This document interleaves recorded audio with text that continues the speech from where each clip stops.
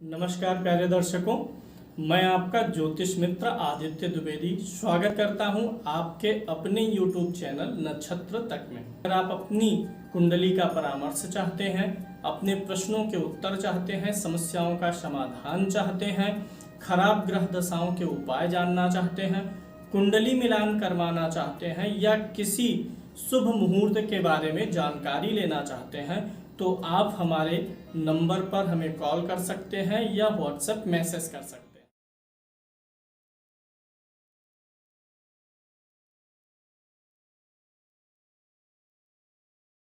हैं। मंगल ग्रह से बनने वाले दोषों की चर्चा कर लेते हैं।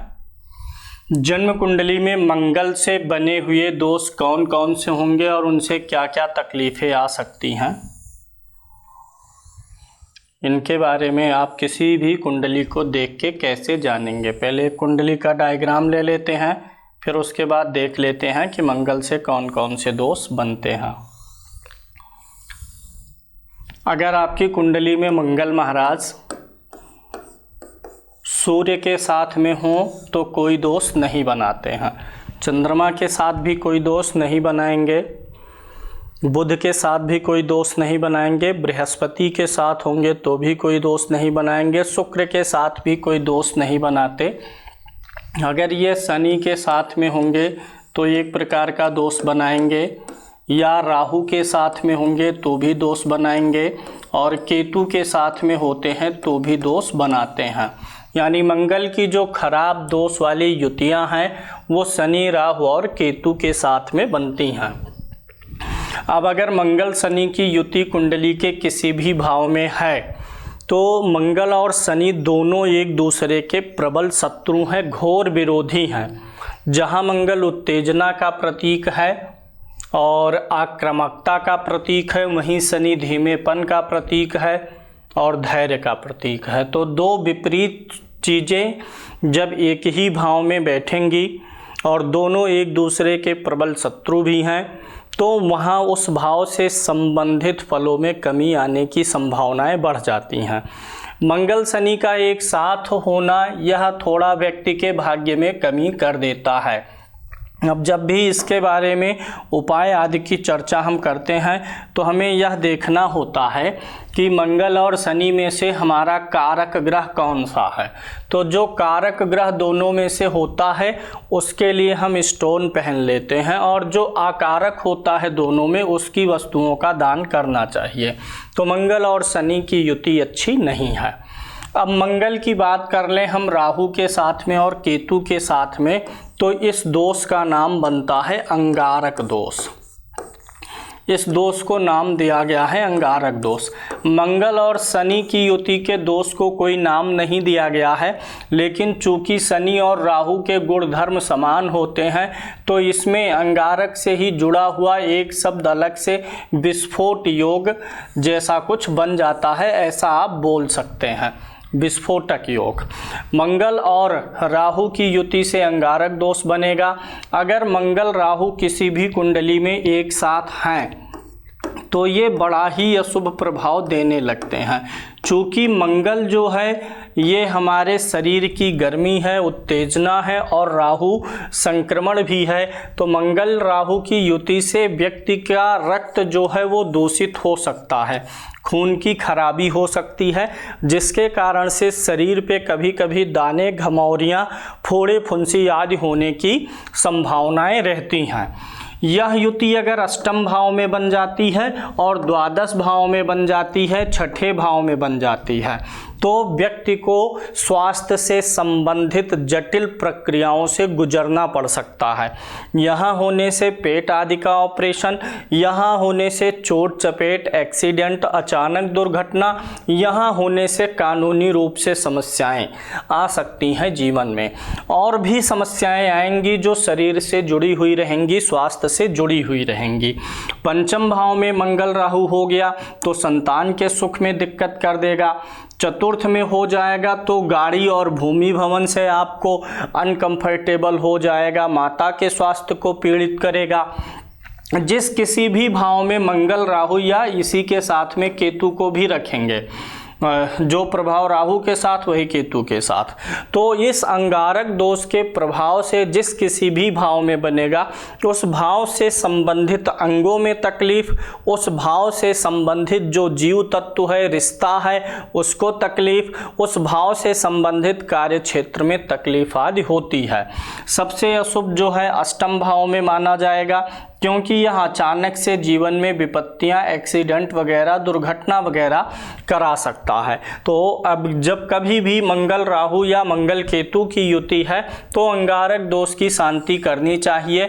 इस दोष में राहु के वस्तुओं का भी दान करवाना चाहिए। राहु के वस्तु का दान करें। अगर मंगल कारक ग्रह ना हो तो मंगल के भी वस्तुओं का दान करवाइए। राहु और मंगल के मंत्रों का जाप करवा के हवन करवाते रहना चाहिए 10-10, 12-12 साल के अंतर पर। तो राहु मंगल की युति एक सबसे खराब युति में से एक है। राहु यहाँ पर क्या करता है, मंगल का जो है और राहु जो है इनमें मैत्री नहीं है, दोनों विरोधी हैं, दोनों एक दूसरे के विरोधी हैं। और इसमें राहु जो होता है ये कोई पिंड नहीं है, ये परछाई है। ये क्या करता है, परछाई है, तो मंगल इसका कुछ बिगाड़ नहीं पाता है और ये इसे तंग करता है, पीड़ित करता है।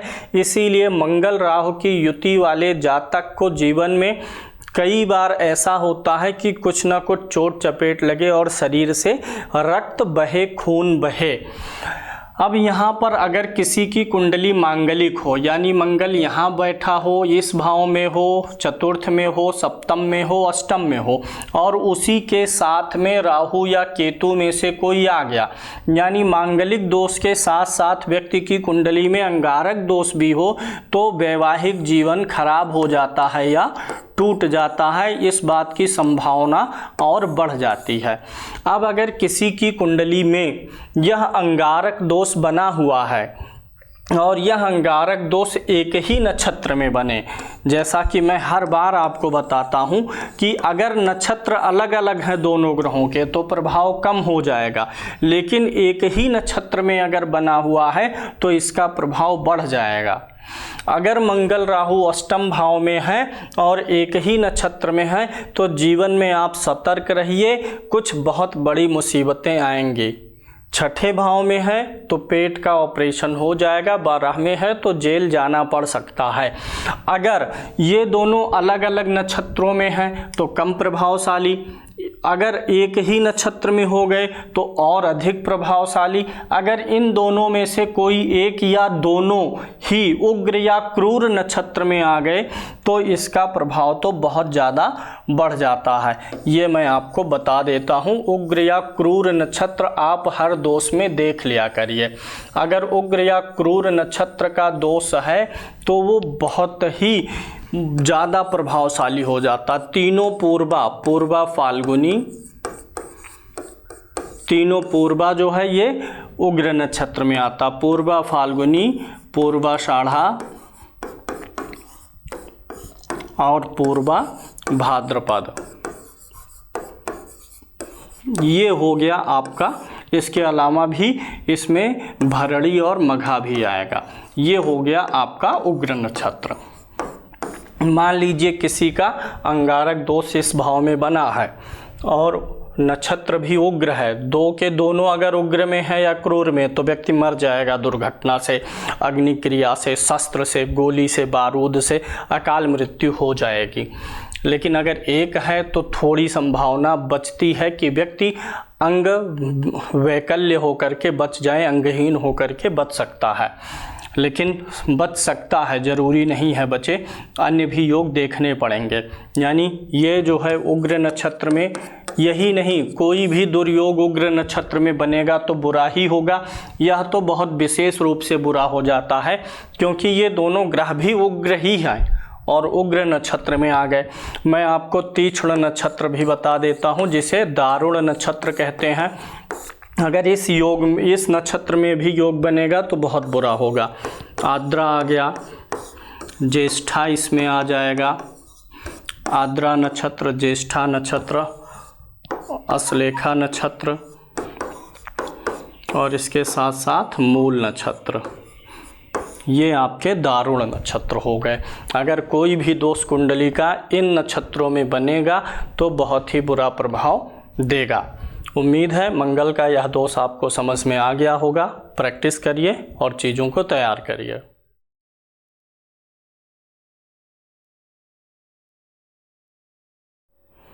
बुध ग्रह अगर सूर्य के साथ है तो कोई दोष नहीं बनाएगा, चंद्रमा के साथ भी दोष नहीं बनाएगा, मंगल के साथ भी कोई दोष नहीं बनाता है। कोई स्पेशली दोष जैसे ग्रहण दोष आया आपके सामने, पितृ दोष आया, अंगारक दोष, ऐसे किसी नाम से कोई दोष नहीं बनाता है। वहाँ पे राशि और भाव के अनुसार बल विचारना अलग विषय है। तो बुध ग्रह के द्वारा कोई दोष बनता नहीं है किसी भी ग्रह के साथ जाने पर। हाँ, बुध के साथ राहु जाने से जड़त्व दोष बन जाता है, जिसे जड़त्व दोष कहा जाता है, लेकिन यह भी प्रभावशाली बहुत नहीं होता है, कम ही असर डालता है। अगर किसी भी कुंडली में छठे भाव में, आठवें भाव में और 12वें भाव में बुध के साथ में राहु होता है तब जड़त्व दोष बनता है। जड़त्व दोष अन्य भावों में ही होगा तो भी बनेगा, लेकिन जो अनुभव में आया है उसका प्रभाव जीवन पे बहुत पड़ नहीं पाता है। 1-2% का कोई मतलब नहीं है। अगर बुध के साथ में राहु 6, 8, 12 में है, बुध खराब है, ज़्यादा पीड़ित है, नीच राशि में है, तब राहु है, तब जड़त्व दोष काम करता है। जड़त्व दोष में क्या होगा कि व्यक्ति के बोलने की क्षमता का ह्रास होगा। अगर राहु यहाँ पर है और बुध यहीं पर है, वैसे राहु और बुध की युति से राजयोग भी बनता है। अगर लगन जो है बुध का मित्र का हो या लगन का स्वामी बुध ही हो, तो राहु बुध की युति अगर इन 3 भावों में बन जाए, द्वितीय भाव में भी राहु बुध, क्योंकि द्वितीय भाव वाणी का भाव है, इन भावों में राहु बुध की युति से जड़त्व दोष का प्रभाव बनेगा।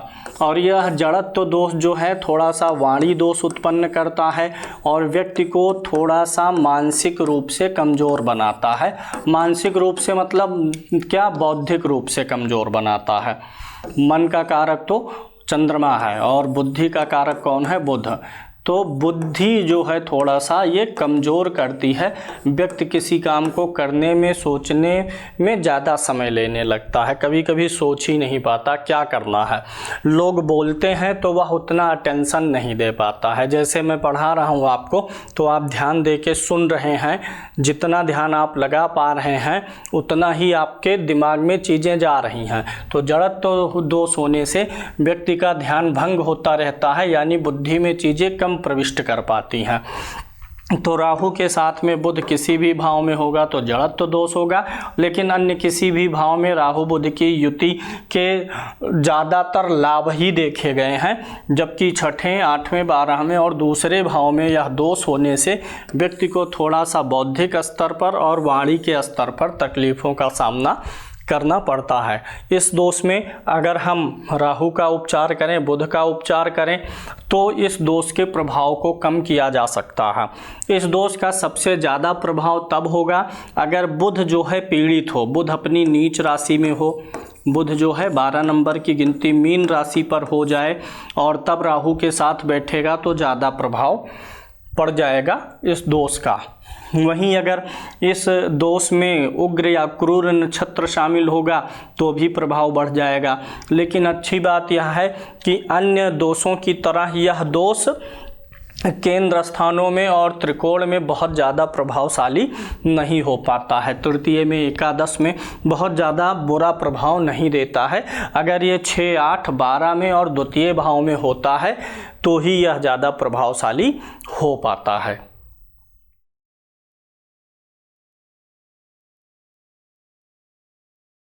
अब हम चर्चा करेंगे गुरु ग्रह के द्वारा बनने वाले कुछ दोषों के बारे में। गुरु ग्रह अगर अन्य ग्रहों के साथ में है तो क्या दोष बना सकता है, इसकी क्या संभावना है। अगर गुरु सूर्य के साथ होता है तो कोई भी दोष नहीं बनता है। अगर गुरु मंगल के साथ में है, चंद्रमा के साथ में है, बुध के साथ में है तो भी कोई दोष नहीं बनता है। शुक्र के साथ होता है तो भी कोई दोष नहीं बनता है और शनि के साथ होता है तो भी बहुत अच्छा माना जाता है, कोई दोष नहीं बनता है। यानी कि गुरु को भी दोष देने वाले 2 ग्रह जो हैं वो राहु और केतु ही हैं। राहु और केतु के द्वारा ही ज़्यादातर दोषों का निर्माण होता है। अगर राहु केतु सूर्य चंद्रमा मंगल बुध गुरु शुक्र शनि सभी के साथ होते हैं, 9 अन्य 7 ग्रहों में राहु केतु जब भी शामिल होते हैं तो कोई ना कोई दोष लगा देते हैं। तो यहाँ पे अगर गुरु के साथ राहु या केतु में से कोई भी ग्रह होता है जन्म कुंडली में तो उसे चांडाल दोष बोला जाता है। इसे चांडाल दोष बोलेंगे। राहु का होना इस दोष में ज़्यादा प्रभावशाली होता है, केतु के होने से जो है दोष कम प्रभावशाली रहता है। किसी भी दोष में राहु और केतु में से केतु थोड़ा कम प्रभावशाली रहता है, राहु अधिक प्रभावशाली रहता है, क्योंकि राहु के पास सिर है, मस्तिष्क है, और केतु जो है धड़ वाला हिस्सा है, उसके पास मस्तिष्क नहीं है। तो चांडाल दोष कब बनेगा? जब भी आपकी कुंडली में गुरु के साथ में राहु किसी भी भाव में बैठेगा तो यह चांडाल दोष बनेगा। राहु के अलावा केतु भी बैठेगा साथ में तो यह चांडाल दोष बन जाएगा। गुरु किस चीज़ का कारक है? ज्ञान का कारक है। अगर जिस किसी भी व्यक्ति के गुरु के साथ में राहु होता है, ऐसे व्यक्ति के ज्ञान पे ग्रहण लग जाता है। ऐसा व्यक्ति का जो ज्ञान है वह जो है वक्त के समय, ज़रूरत के समय उसे विस्मृत होने लगता है, ज़रूरत के समय उसे याद नहीं आता है। और ज्ञान का सोर्स जब ढूंढना शुरू करते हैं तो उसमें बहुत विघ्न बाधा आता है। जैसे मान लीजिए किसी का ग्रहण दोष है और कोई ज्योतिष सीख रहा है, तो ज्योतिष सीखने के लिए वह कहाँ जाए, क्या करे, किन पुस्तकों को ले, ये कौन बताएगा, कहाँ से अच्छी चीज़ें मिल सकती हैं, अच्छा व्यक्ति कहाँ से मिल सकता है सिखाने के लिए, इन सारे चीज़ों का जब सोर्स ढूंढेंगे तो उसमें जो है काफ़ी बाधाएं और परेशानियां आएंगी। यानी गुरु के साथ राहु का होना, गुरु जिन चीज़ों का कारक है उन चीज़ों में विघ्न बाधाएं और परेशानियां आती हैं। व्यक्ति को संतान को लेकर के भी चिंताएं उत्पन्न होती हैं जीवन में। व्यक्ति की शिक्षा में रुकावट और विघ्न बाधाएँ आती हैं। वही ज्ञान हो गया ना, शिक्षा के द्वारा हम क्या अर्जित करना चाहते हैं? ज्ञान। तो शिक्षा में व्यवधान, ज्ञान प्राप्ति में व्यवधान आते रहते हैं व्यक्ति के। तो ग्रहण दोष जो है गुरु के साथ में राहु और केतु के होने से इसकी प्रबलता कितनी है यह भी देखना जरूरी है। दोनों जब ग्रह एक साथ होंगे तो यह योग बन जाएगा। अगर ये दोनों एक ही नक्षत्र में होंगे तो दोष और भी प्रबल हो जाएगा। अगर ये दोनों उग्र या क्रूर नक्षत्र में होंगे तो दोष और भी प्रबल हो जाएगा। उग्र क्रूर दोनों एक ही चीज़ को कहते हैं। उग्र या तीक्ष्ण नक्षत्र में होंगे तो दोष और भी बढ़ जाएगा। अगर यह दोष 6, 8 और 12 भाव में बनता है तो ज़्यादा परेशानी दे देता है। जीवन में स्ट्रगल से, एक तो गुरु का इन भावों में होना वैसे भी नहीं अच्छा है। राहु इन भावों में थोड़ा कंफर्ट जोन में होता है। कंफर्ट जोन मतलब ऐसा नहीं कि अच्छा हो जाता है। चूँकि राहु नेगेटिव ग्रह है और ये नेगेटिव भाव भी हैं तो इन भावों का फल देने में राहु माहिर हो जाता है। एक तो खुद भी नेगेटिव और गुरु थोड़ा सा इन भावों में आकर के कमज़ोर हुआ है तो ये चांडाल दोष और भी प्रबल हो जाता है। और बहुत बार मैंने आपको योगों के बारे में बताया है कि ग्रह के अंश के हिसाब से भी ये दोष बनते हैं। अगर चाहे अंगारक दोष हो, चाहे ग्रहण दोष हो, कोई भी दोष हो, मान लीजिए गुरु इस भाव में बैठा हुआ है 5 अंश पर और राहु इस भाव में बैठा हुआ है 28 अंश पर, तो भी चांडाल दोष बन रहा है। क्योंकि ये दोनों अलग अलग भाव में हैं लेकिन इनकी जो राशि का अंतर है वो 30 डिग्री से कम का है। जब भी कोई ग्रह एक दूसरे से 30 डिग्री से कम के अंतर पर होता है तो उन ग्रहों के भी योग का प्रभाव मिल जाता है। जितने करीब होंगे वह योग उतना ही बनता चला जाएगा। गुरु इस भाव में लगन में बैठा हुआ 28 डिग्री का, चंद्रमा इस भाव में बैठा हुआ है 5 डिग्री का। गजकेसरी योग का प्रभाव इस जातक के जीवन पे रहेगा। आप भले ही गजकेसरी देखने में ना हो लेकिन सूक्ष्म रूप से देखेंगे तो गजकेसरी है। तो ग्रहों की डिग्री अनुसार भी आप एनालिसिस कर लिया करिए कोई भी योग या दोष बन रहा है कि नहीं बन रहा है। तो ग्रहण दोष, ये चांडाल दोष के बारे में भी मैंने आपको डिस्क्रिप्शन दे दिया। चांडाल दोष व्यक्ति को ऐसा नहीं है कि कोई भी दोष व्यक्ति को जीवन में एक निश्चित चीज में ही पीड़ा देगा। कोई भी दोष व्यक्ति के पूरे जीवन को प्रभावित करता है। वह आर्थिक रूप से, शारीरिक रूप से, मानसिक रूप से हर तरीके से प्रभावित करेगा। ऐसा नहीं कह सकते कि अगर चांडाल दोष बना हुआ है और यहाँ धन भाव के स्वामी जो हैं वो अच्छे हैं और राहु और गुरु का धन भाव से संबंध भी नहीं है, तो चांडाल दोष में धन से संबंधित समस्याएं नहीं आएंगी। हर दोष हर प्रकार की समस्या देने में सक्षम है। जैसे हमारे पैर में अगर तकलीफ हो, पैर का अंगूठा टूट जाएगा तो सिर्फ पैर को ही दर्द नहीं होता, आप ये कहते हैं दर्द हो रहा है, सिर्फ आप ये नहीं कहते कि अंगुली में, क्योंकि वो पूरी बॉडी का ही एक पार्ट है। दिमाग भी उसी में लग जाएगा, उसी दर्द में, आपकी पूरी चेतना उसी दर्द में लग जाएगी। तो यही योग होता है, क्योंकि जो योग है वो भाव तो मिल करके पूरा क्या बनता है, कुंडली बनता है। यानी जैसे हमारा शरीर है, हाथ एक हिस्सा है, कान एक हिस्सा, सिर एक हिस्सा, पेट एक हिस्सा, ये सब मिल करके एक बॉडी बन जाती है ना, तो ये सब पूरा मिलके एक पिंड बना। तो ऐसे एक एक भाव मिल करके पूरा पिंड बन जाता है, यानी हम बन जाते हैं। तो अगर किसी भी अंग में तकलीफ होगी तो हमको ही तकलीफ होगी, वह पूरा ध्यान उसी पर जाएगा। तो हर योग जो है हर जगह तकलीफ देने की क्षमता रखता है, यानी हर दुर्योग हर जगह तकलीफ दे सकता है और अच्छा योग हर जगह लाभ दे सकता है। राजयोग बन गया तो अब उस राजयोग का संबंध आपके चतुर्थ भाव से नहीं है, किसी अन्य भाव में बना है, तो भी वह राजयोग आपको घर का सुख दे देगा, गाड़ी दे देगा, भूमि भवन वाहन सब कुछ दे देगा, पब्लिक के बीच में प्रसिद्धि दे देगा। तो जो भी योग अच्छे या बुरे बनते हैं वो हर चीज पर प्रभाव डालते हैं, ये चीज आपको समझना चाहिए। शुक्र ग्रह से बनने वाले दुर्योगों की चर्चा करेंगे। शुक्र अगर सूर्य के साथ है तो कोई दुर्योग नहीं बनाता, चंद्रमा के साथ है तो कोई दुर्योग नहीं, मंगल के साथ, बुध के साथ, गुरु के साथ और शनि के साथ होकर के कोई दुर्योग नहीं बनाता है।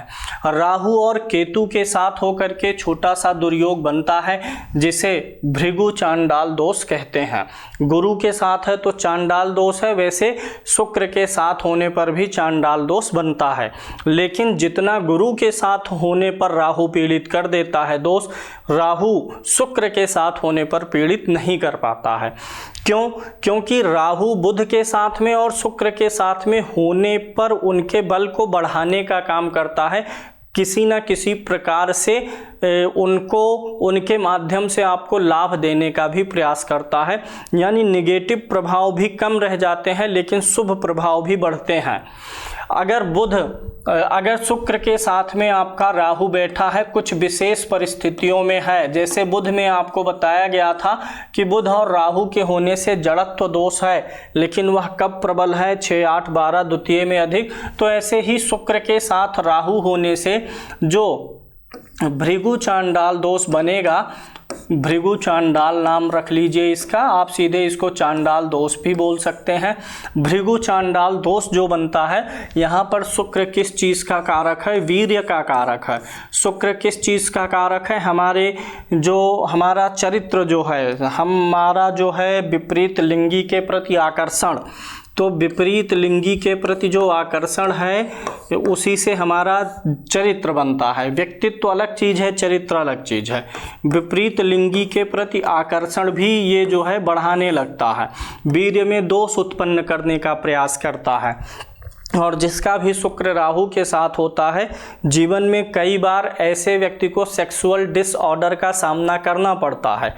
उसके लिए कुछ इलाज करना, कुछ दवा वगैरह लेने से वो फिर बाद में ठीक भी हो सकता है, लेकिन कुछ ना कुछ सेक्सुअल डिसऑर्डर्स आ जाता है और ऐसे व्यक्ति का चरित्र भी संदेहात्मक रहता है। ऐसे व्यक्ति दूसरी स्त्रियों की तरफ जो है मोहित होते रहते हैं, बार बार होते रहते हैं। अगर ये शुक्र और राहु का संबंध सप्तम भाव में बने, सप्तम भाव ही क्यों? क्योंकि सप्तम भाव काम सुख का भाव है। अगर इस भाव में यह योग बन रहा है तब तो इस चीज का प्रभाव और भी बढ़ जाएगा। अगर यह शुक्र राहु का संबंध 6, 8, 12 में बन रहा है तब क्या होगा? 6 में और 8 में बनने से व्यक्ति के शुक्राणु जो हैं वो बहुत पीड़ित हो जाएंगे, संतान उत्पन्न करने की क्षमता जो है कम हो सकती है, या हो सकता है बृहस्पति अच्छा हो तो 1-2 संतान होने के बाद ऐसा हो जाए, लेकिन उसके वीर्य में दोष आएगा अगर 6वें और 8वें में है। 12वें में अगर हो गया तब क्या होगा, तब तो ऐसे व्यक्ति के जीवन में लगातार स्त्रियां आती रहेंगी जाती रहेंगी, यानी पत्नी के अलावा अन्य स्त्रियां आती जाती रहेंगी। कई सारी स्त्रियों से एक बार में ही उसका प्रेम प्रसंग चलता रहेगा, एक समय में ही उसके जीवन में कई जो है प्रेमिकाएं शामिल रहेंगी अगर ये 12वें भाव में बन गया तो। और 7वें भाव में भी होने से इसी बात की जो है संभावना अधिक रहती है।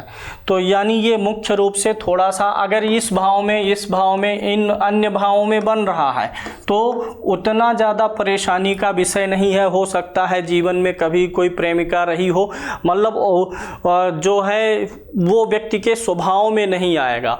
लेकिन अगर यह योग सप्तम में बन रहा है और द्वादश में बन रहा है तो व्यक्ति जो है शौकीन रहेगा नई स्त्रियों के साथ में प्रेम प्रसंग करने के लिए, वो खुद भी उधर इंटरेस्ट लेता रहेगा।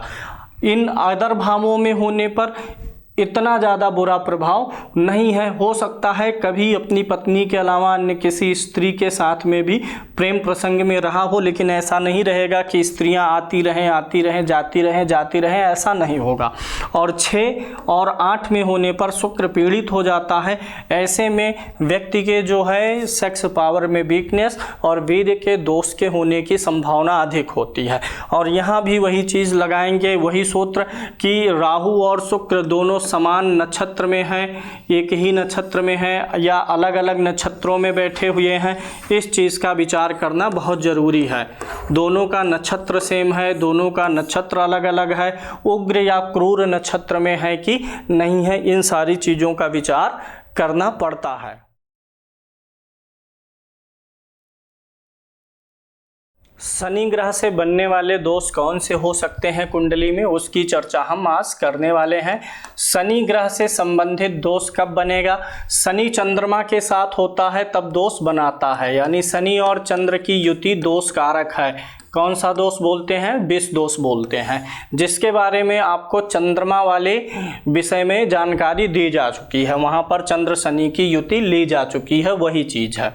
इसके अलावा सूर्य के साथ होने पर, शनि सूर्य के साथ होने पर दोष बनाता है, अंधक दोष बनाता है, जिसके बारे में सूर्य वाले कार्यक्रम में कवरिंग हो चुकी है हमारी। मंगल के साथ होने पर क्या प्रभाव देगा, ये भी हमने मंगल वाले में देख लिया है। बुध के साथ और शुक्र के साथ होने पर शनि कोई दोष नहीं बनाता है। अब बचे हैं हमारे पास राहु और केतु। अगर शनि राहु या केतु के साथ में हो तो क्या कोई दोष बनेगा, हाँ दोष बनता है, इसको शापित दोष बोला जाता है। शनि के साथ में अगर राहु या केतु में से कोई ग्रह है तो इसको शापित दोष बोलते हैं, क्योंकि दो बहुत ही विपरीत स्वभाव वाले ग्रह एक साथ हो गए हैं। शनि जैसा होता है वैसा ही राहु भी होता है, केतु भी क्रूर है, तो क्या होता है शनि का प्रभाव बहुत बढ़ जाता है। शनि और राहु की युति जन्म कुंडली के किसी भी भाव में हो, शनि या केतु की युति जन्म कुंडली के किसी भी भाव में हो तो शापित दोष बन जाता है। इस दोष के कारण व्यक्ति को बुरे स्वप्ने आते हैं, व्यक्ति को बुरा स्वप्न आता है, व्यक्ति को नींद में परेशानी रहती है, व्यक्ति के जीवन में झूठे आक्षेप आरोप लगते हैं, व्यक्ति के हर काम में देरी होती है, व्यक्ति के हर काम में क्या होगी, देरी होगी और रुकावट आएगी, हर काम में रुकावट आती है। जब व्यक्ति का सब कुछ अच्छा रहेगा तो व्यक्ति का स्वास्थ्य ही खराब हो जाएगा, जीवन में आगे बढ़ने से यह दोष रोकता है। श्रापित दोष में बुरे स्वप्न, नदी पहाड़ झील सर्प वगैरह दिखना, झूठे आक्षेप आरोप लगते रहना, काम में कमी निकालना, कुछ कमी निकाल के नौकरी से हटाना, चीटिंग हो जाना, व्यक्ति के साथ में फ्रॉड हो जाना, काम में देरी रुकावट होना, स्वास्थ्य का खराब होना, कैंसर लकवा जैसी बीमारियों का होना, जो असाध्य बीमारियां हैं, जो कठिन बीमारियां हैं, उन सारी बीमारियों का भी कारण यह योग बन जाता है। अगर यह श्रापित दोष जन्म कुंडली के अष्टम भाव में बने तो बड़ा ही घातक है। अगर शनि और राहु अष्टम भाव में हो तो ऐसे में व्यक्ति को बहुत दीर्घ काल तक चलने वाली बीमारियां हो सकती हैं, व्यक्ति को जीवन में बहुत ज़्यादा रुकावट, परेशानी या स्थिरता और दरिद्रता का सामना करना पड़ सकता है। यही 12वें भाव पर होने में भी शारीरिक रूप से तो हमेशा यह परेशान करेगा, स्वास्थ्य को तो हमेशा परेशान करेगा। वहीं 12वें भाव में होने से कानूनी समस्या और जेल आदि जाने का भी खतरा रहता है। छठे भाव में होने से पेट आदि के लिए दिक्कत हो जाता है, ऑपरेशन वगैरह का योग बन जाता है। अन्य भावों में भी यह योग खराब होता है, लेकिन इन 3 भावों में विशेष रूप से व्यक्ति को जीवन के शुरुआत से ही परेशानियां देना शुरू कर देता है। अन्य भावों में तो समय के साथ यह कभी अच्छा और कभी बुरा हो जाएगा, लेकिन इन तीनों भावों में होने से व्यक्ति को कैंसर, लकवा जैसी असाध्य बीमारियां भी होने का खतरा रहता है। व्यक्ति का जो नर्व सिस्टम है वह पूरा डैमेज हो सकता है। व्यक्ति को स्किन की बहुत बड़ी समस्याएं हो सकती हैं। यानी शनि के साथ में राहु या केतु का होना यह एक बहुत बड़ा दोष बनता है। इस दोष की आक्रामकता कितनी रहेगी, कितना आक्रामक यह दोष रहेगा, इस बात पे निर्भर करेगा कि ये दोनों ग्रहों की युति जो है क्या वह एक ही नक्षत्र में है, दोनों सेम ही नक्षत्र में हैं। अगर सेम नक्षत्र में है तो इसकी उग्रता और बढ़ेगी। यानी ये सारी चीज़ें जो हैं, इन सारी चीज़ों का लेवल बढ़ जाएगा। अगर यह दोष उग्र नक्षत्र में या तीक्ष्ण नक्षत्र में बना है तब तो पूछना ही क्या है, व्यक्ति का जीवन एकदम नारकीय हो जाएगा। व्यक्ति किसी तरीके से सिर्फ जीवन यापन करेगा, शरीर से बहुत ही पीड़ित रहेगा।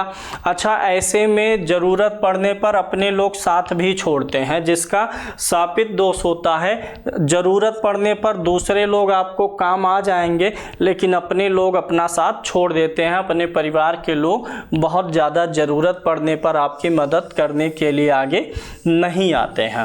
अब इस दोष की शांति के निमित्त शनि और राहु दोनों की वस्तुओं का दान होना चाहिए और दोनों के मंत्रों का जप होना चाहिए। ऐसे व्यक्ति को अपने घर में मोर पंख वगैरह रखना चाहिए, जो कि राहु सर्प का जो प्रतीक है, काल का जो प्रतीक है, भगवान श्री कृष्ण अपने मुकुट पे रखते थे, तो उसको रखने से राहु का प्रभाव थोड़ा सा कम हो जाता है। कुल मिलाकर के यह योग कुंडली के किसी भी भाव में अच्छा नहीं है। इन भावों में तो विशेष रूप से खराब है। नक्षत्र भी हर योग दोष में और योग में देखा करिए कि एक ही नक्षत्र है और किस प्रकार के नक्षत्र में बना हुआ है। आप पूछेंगे कि मैं तीक्ष्ण और उग्र का नाम लेता हूं, अन्य नक्षत्रों का नाम नहीं लेता हूं। अन्य नक्षत्रों के बारे में नक्षत्रों के कार्यक्रम वाला वीडियो आप देखेंगे, वो आपको समझ में आ जाएगा। तो सारे ग्रहों को हमने कवर कर लिया है। अब अलग से राहु केतु को कवर करने की ज़रूरत नहीं है, क्योंकि राहु केतु को सूर्य, चंद्रमा, मंगल, बुध, गुरु, शुक्र, शनि सबके साथ लिया ही जा चुका है। और राहु केतु कभी एक साथ आएंगे नहीं कि राहु और केतु की युति हो। राहु और केतु कभी एक साथ नहीं आएंगे, क्योंकि ये हमेशा एक दूसरे से 180 अंश पर दूरी पर होते हैं। जहां राहु होगा जिस भाव में, ठीक उससे सप्तम भाव में केतु हमेशा रहेगा। ये दोनों एक साथ नहीं आएंगे। तो कुंडली के बनने वाले कुछ दोषों के बारे में हमने चर्चा किया है। आगे और भी इस संदर्भ में आपको कार्यक्रम मिलेंगे।